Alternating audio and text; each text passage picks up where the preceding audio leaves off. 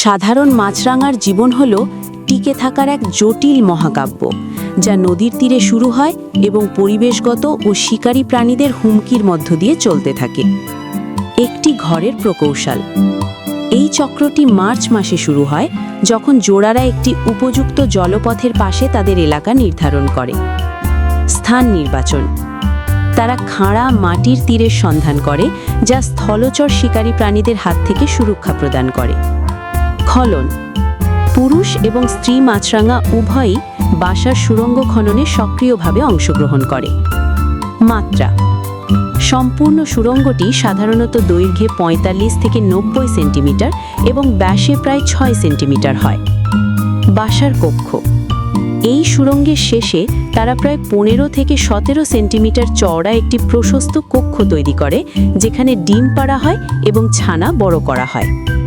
শৈশবের বিপদ।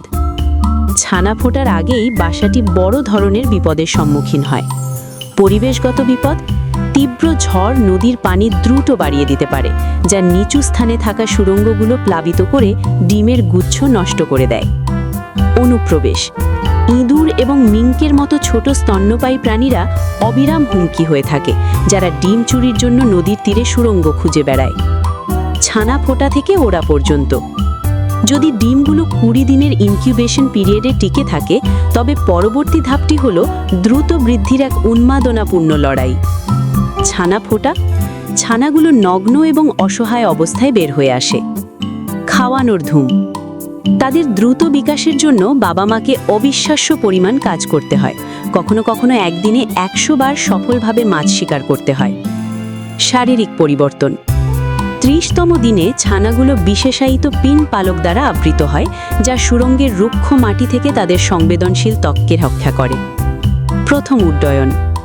প্রায় ৪২তম দিনে তরুণ পাখিরা সুড়ঙ্গ থেকে বের হতে শুরু করে, যদিও প্রাথমিকভাবে তারা খাবারের জন্য তাদের বাবা মায়ের ওপর নির্ভর করে। চূড়ান্ত পরীক্ষা। স্বাধীনতা। স্বাধীনতার দিকে এই রূপান্তর একটি মাছরাঙার জীবনের সবচেয়ে বিপজ্জনক সময়। শিকার শেখা।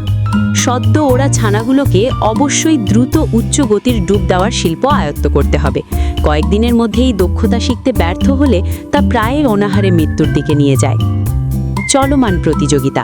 এমনকি তারা যখন শিকার করা শিখছেন, তখনও তাদের এলাকা দখলকারী প্রাপ্তবয়স্ক এবং কাকের মতো অন্যান্য শিকারীদের সাথে লড়াই করতে হয়, যারা তাদের বিরক্ত করতে পারে বা তাদের শিকার কেড়ে নিতে পারে। প্রথম শীতকাল পার করাই সবচেয়ে বড় বাধা। যদি পানি জমে বরফ হয়ে যায়, তাহলে পাখিরা তাদের খাদ্যের উৎস হারিয়ে ফেলে, যা বছরের তরুণ পাখিদের মধ্যে উচ্চ মৃত্যুহারের কারণ হতে পারে। এই যাত্রা শুরু হয় মার্চ মাসে, যখন একজোড়া মাছরাঙা ধীর গতিতে বয়ে চলা নদীর একটি অংশ দখল করে। একটি পরিবার গড়ে তোলার জন্য তাদের অবশ্যই প্রকৌশলী হতে হবে, যারা তাদের ঠোঁট ব্যবহার করে খাঁড়া মাটির তীরে একটি সুড়ঙ্গ তৈরি করে। নকশা। তারা ৪৫ থেকে ৯০ সেন্টিমিটার গভীর একটি সুড়ঙ্গ খনন করে, যা ঠিক তাদের শরীরের জন্য যথেষ্ট প্রশস্ত।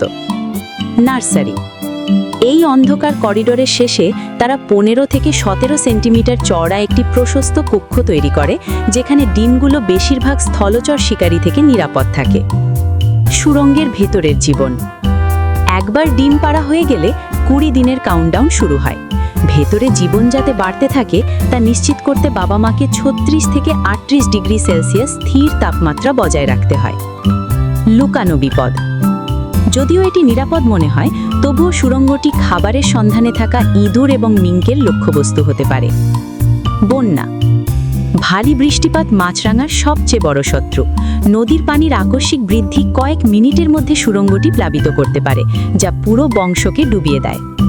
৫০ দিনের রূপান্তর। ছানাগুলো যখন অবশেষে ডিম ফুটে বের হয়, তখন তারা তাদের ভবিষ্যৎ নীলকান্তমণি রঙের শিকারী রূপ থেকে সম্পূর্ণ আলাদা ছিল। পিন পালক পর্যায়। ২১তম দিনে ছানাগুলো তীক্ষ্ণ কাঁটার মতো পিন পালক দ্বারা আবৃত হয়, যা সুড়ঙ্গের রুক্ষ মাটি থেকে তাদের ত্বককে রক্ষা করে। ক্রমবর্ধমান ক্ষুধা। বাবা মা তাদের শারীরিক সীমার শেষ পর্যন্ত চেষ্টা করে যান। কখনো কখনো ছানাদের খাওয়ানোর জন্য দিনে ১০০ বারের বেশি মাছ শিকারের জন্য ডুব দেন। প্রথম প্রস্থান। প্রায় ৪২তম দিনে তরুণ পাখিরা প্রথমবার নদী দেখার জন্য অন্ধকার থেকে বেরিয়ে আসে। টিকে থাকার অগ্নিপরীক্ষা। বাসা ত্যাগ করাই সংগ্রামের শেষ নয়, এটি তাদের জীবনের সবচেয়ে বিপজ্জনক পর্যায়ের শুরু। শেখার ধাপ: একটি তরুণ পাখিকে কয়েক দিনের মধ্যে উচ্চ গতির ডুব দেওয়ার সঠিক কোণ শিখতে হবে। যদি তারা নিজের মাছ ধরতে ফেল হয়, তাহলে তারা অনাহারে মারা যাবে। প্রতিবন্ধকতা: তরুণ পাখিরা প্রায়ই কাক দ্বারা আক্রান্ত হয় বা মাছ ধরার ভালো জায়গার জন্য এলাকা দখলকারী প্রাপ্তবয়স্কদের সাথে প্রতিযোগিতা করতে হয়। চূড়ান্ত পরীক্ষা: শীতকাল।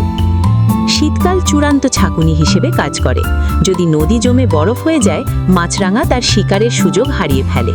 এই কল্লিত পরীক্ষাগুলো পার করে কেবল 25% তরুণ পাখি তাদের প্রথম বসন্ত পর্যন্ত টিকে থাকে।